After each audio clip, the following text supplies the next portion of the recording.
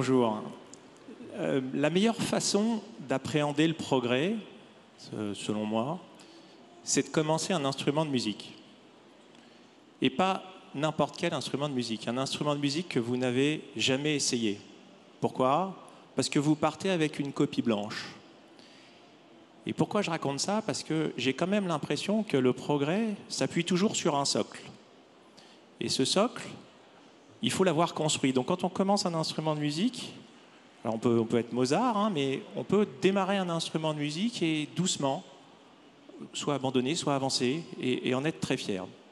Un des présidents d'AXA, Henri de Castres, quand on lui parlait de son rôle de père, disait « Ce que je souhaite donner à mes enfants, c'est des souvenirs et des valeurs. » C'est assez joli, et j'ai essayé de faire ça avec mes enfants. Et puis, de l'autre côté de Paris, dans l'audiovisuel, Patrick de Carolis a créé une émission qui s'appelait « Des racines et des ailes ». Et quand on lui disait pourquoi tu as appelé cette émission « Des racines et des ailes », c'était pas très joli, hein, pas très glamour.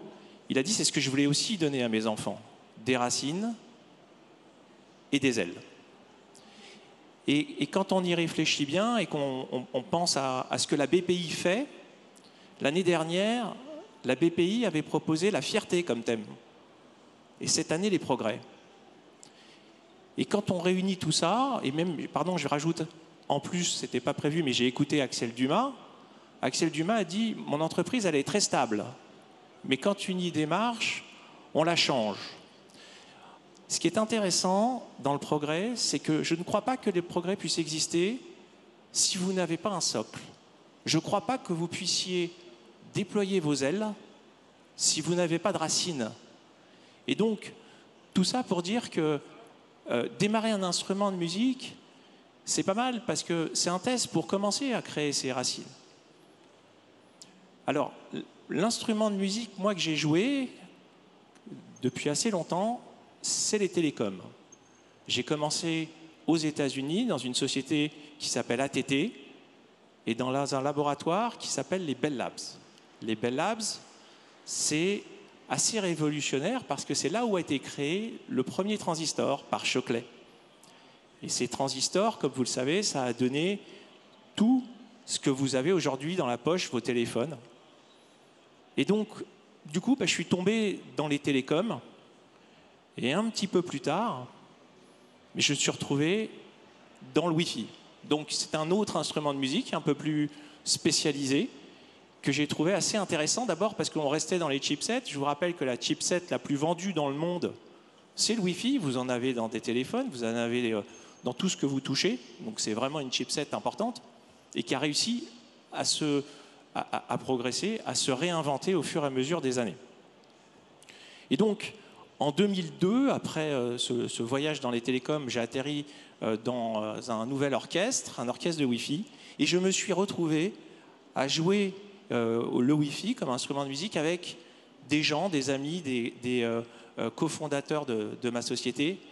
Et c'est là que tout s'est accéléré et surtout devenu très intéressant parce que j'ai joué un instrument de musique avec des gens plus forts que moi. Donc c'était un moment de stimulation extrême, des gens qui arrivaient, qui comprenaient plus vite.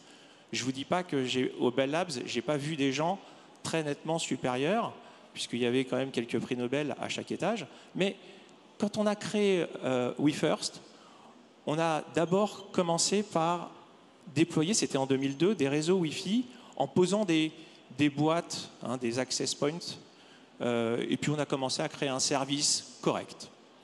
Et une folie a été de s'attaquer au réseau des étudiants. Et là, les étudiants, ils nous ont appris l'humilité parce qu'ils ne voulaient pas payer cher et ils voulaient beaucoup de trafic. Alors, on s'est évertué avec mon orchestre à trouver un modèle économique qui fonctionne et on a inventé un certain nombre de choses qui nous a permis de fonctionner. Et ça a été le début, les premières partitions de musique qui ont créé cette confiance, qui nous a permis d'aller un peu plus tard à l'armée, où l'armée, vous imaginez, toutes les procédures de sécurité qui nous ont été imposées et qui étaient incroyablement challenging. C'était le deuxième mur, finalement, le deuxième concert. Voilà. Et puis, un peu plus tard, on s'est retrouvé dans le grand bain. Le grand bain, c'était toutes les DSI, ça veut dire tout ce que vous pouvez imaginer comme personnes technophiles qui avaient ses propres demandes sur les réseaux Wi-Fi et qui avaient comme constat que quand vous déployez un réseau Wi-Fi, que vous le payez, souvent il ne marchait pas et vous l'aviez déjà payé. Et c'est pour ça qu'est rentré cet instrument encore dans l'instrument, ou ce type de partition dans l'instrument, le Wi-Fi as a service. Et donc, on s'est engouffré dans la brèche. Aujourd'hui, vous avez des marchés comme le Canada qui prend 50% qui est 50% du Wi-Fi en Wi-Fi as a service, comme on peut avoir le Cloud as a service.